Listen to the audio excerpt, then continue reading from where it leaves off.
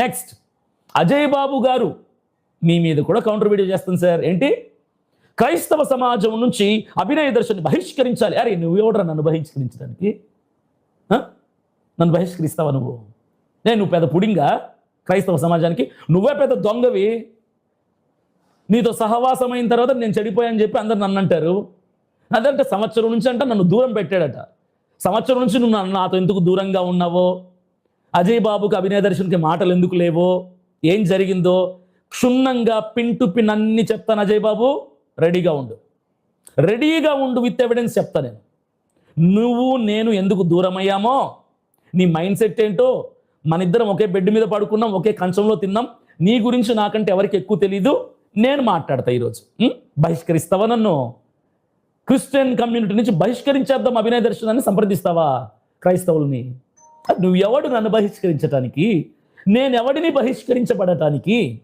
క్రైస్తవ సమాజం మీ తాతదా ఎవడిది? నువ్వు రక్తం ఇచ్చి నన్ను కడిగావా? నీ రక్తంతో కడిగినట్టుంది నన్ను. అజయ్ బాబు, నీ రక్తాన్ని గార్చావా నా కోసం? నన్ను శుద్ధీకరించటానికి, బహిష్కరించటానికి? నువ్వు మోసగాళ్ళకే మోసగాడివి, దొంగలకి దొంగవి. నువ్వు కూడా నా కోసం కౌంటర్లు మాట్లాడడం చాలా కామెడీ. అజయ్ బాబు, కౌంటర్ చేస్తా, మీ ముగ్గురు మీదనే మాట్లాడతా. ఇంకా మిగతా వాళ్ళు చాలామంది మాట్లాడారు, నేను వాళ్ళతో మాట్లాడను, వాళ్ళని హైలైట్ చేయను నేను. ఎందుకంటే నేను వాళ్ళ వీడియోలు పెట్టి వాళ్ళ ఫోటోలు పెట్టి ఎందుకు వాళ్ళని హైలైట్ చేయాలి? వాళ్ళు మాట్లాడుకొని నాకు సంబంధం. పాల్ ఇమ్మాన్యుయల్ గారి మీద, అజయ్ బాబు మీద మాత్రమే కౌంటర్లు చేస్తా. ముగ్గురు మీద 3 వీడియోలు చేస్తా, మంచిగా ముచ్చటగా 3 వీడియోలు చేస్తా. ఎవరేంటా అనేది క్లియర్గా చెప్తా.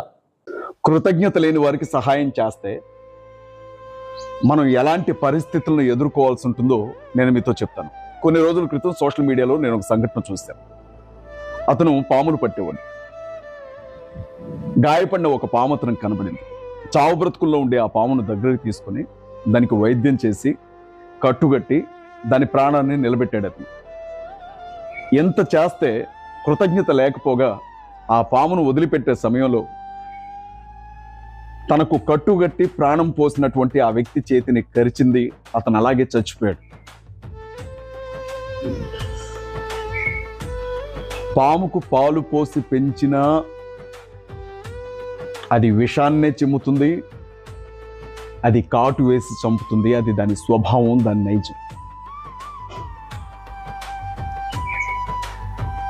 అందుకే ఒక పెద్ద ఆయన అంటాడు, పాముకు తలలో విషం ఉంటుంది, తేలుకు తోకలో విషం ఉంటుంది, మనిషికి నిలువెల్లా విషమే, జాగ్రత్తగా ఉండండి అని.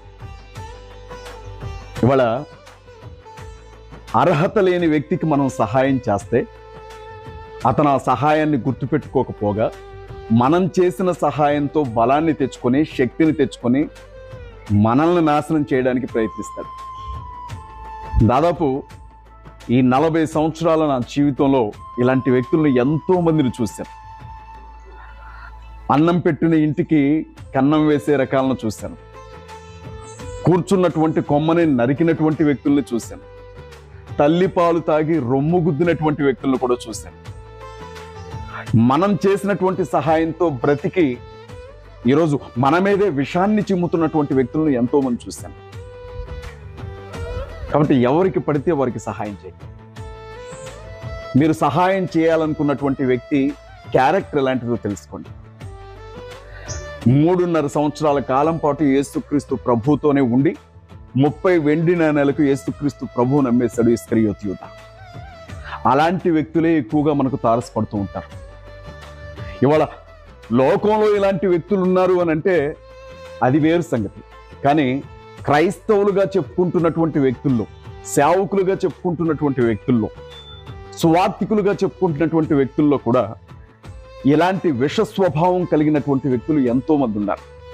కృతజ్ఞత లేనటువంటి వారు, చేసిన సహాయాన్ని ఏమాత్రం గుర్తుపెట్టుకోకుండా అవకాశం దొరికిన ప్రతిసారి చేయందించినటువంటి వ్యక్తి చేతిని నరకడానికి ప్రయత్నించే వాళ్ళు కోకొల్లలుగా మనకు కనబడుతూ ఉంటారు. ఇలాంటి వాళ్ళ విషయాల్లో జాగ్రత్తగా ఉండండి. వ్యభిచారంలో పట్టబడిన స్త్రీని ఆ కాలంలో శాస్త్రులు, పరిసయ్యులు, ప్రజలందరూ కూడా యేసుక్రీస్తు ప్రభు దగ్గరికి తీసుకొని వచ్చారు. వాళ్ళందరూ కూడా వాళ్ళ చేతుల్లో రాళ్లు పట్టుకొని వచ్చారు ఆవిడ్ని కొట్టడానికి. మోషే ధర్మశాస్త్రం ప్రకారంగా ఆ నేరం చేసినటువంటి వ్యక్తిని రాళ్లతో కొట్టి చంపాలి. యేసుక్రీస్తు ప్రభువును వాళ్ళు అదే ప్రశ్న అడిగారు. ఈవిడ వ్యభిచారం చేస్తూ దొరికింది, మరి మీరేమంటారు అని. అప్పుడు యేసుక్రీస్తు ప్రభు, మీలో ఏ పాపం చేయని వారు ఆ తల్లి మీద రాయి వేసరండి అని చెప్పారు. అక్కడ ప్రతి ఒక్కరు కూడా, మనం కూడా ఏదో ఒక విషయంలో పడిపోయిన వాళ్ళమే, తప్పు చేసిన వాళ్ళమే, ఆవిడ మీద ఎలా రాయి విసురుతామని చెప్పి వెనక్కి వెళ్ళిపోయారు. ఇవాళ క్రీస్తు వ్యక్తిత్వం అర్థం చేసుకున్నటువంటి దైవజనులు ఎవరైనా తప్పు చేసినటువంటి వ్యక్తికి మారు మనసు పొందడానికి ఒక అవకాశం ఇవ్వాలి, పశ్చాత్తాపపు అనుభవంలోనికి నడిపించడానికి ఒక అవకాశం ఇవ్వాలి.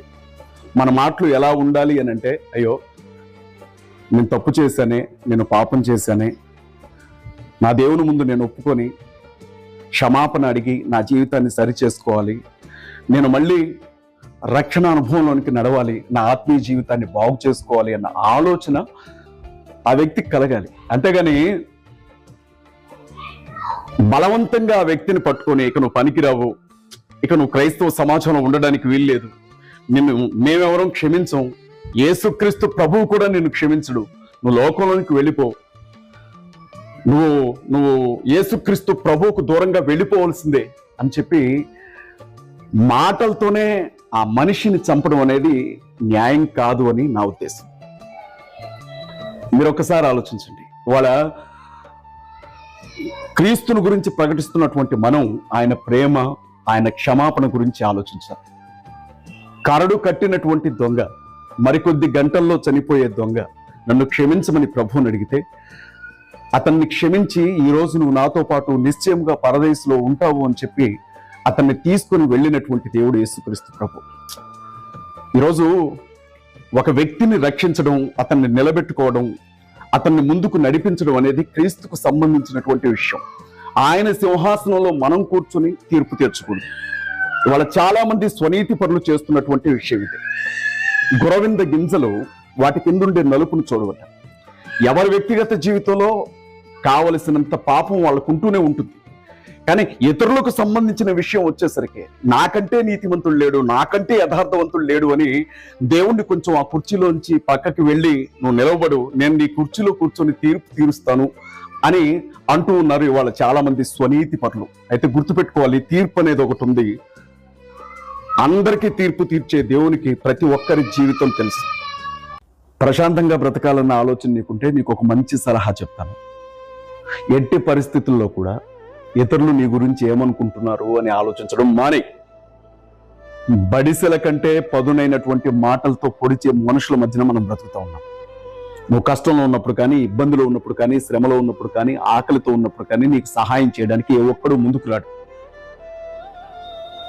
ఏదైతే అదైందని శక్తినంతా కూడగొట్టుకొని ఒక్కొక్క అడుగు వేసుకుంటూ ఉన్నతమైనటువంటి స్థానానికి చేరుకోవాలని ప్రయత్నిస్తూ ఉంటే మాత్రం ప్రతి ఒక్కడు నీ కాళ్ళు పట్టుకొని వెనక్కి లాగడానికి ప్రయత్నిస్తాడు. నిన్ను తిడతారు, నీ గురించి తప్పుగా మాట్లాడతారు, నీ మీద నిందలు వేస్తారు, నిన్ను అవమానిస్తారు, నిన్ను హేళన చేస్తారు, రకరకాలుగా నీ క్యారెక్టర్ని అసాసినేట్ చేయడానికి ప్రయత్నం చేస్తూ ఉంటారు. చూసి చూడనట్లు వెళ్ళిపో. ఒక చెవిలో వినబడిన మాటని ఇంకొక చెవిలోంచి వదిలిపెట్టి వెళ్ళిపో. కానీ వీటినన్నిటిని మనసులోనికి తీసుకున్నావో ప్రశాంతంగా ఒక ముద్ద అన్నం తినలేవు, నిద్రపోలేవు.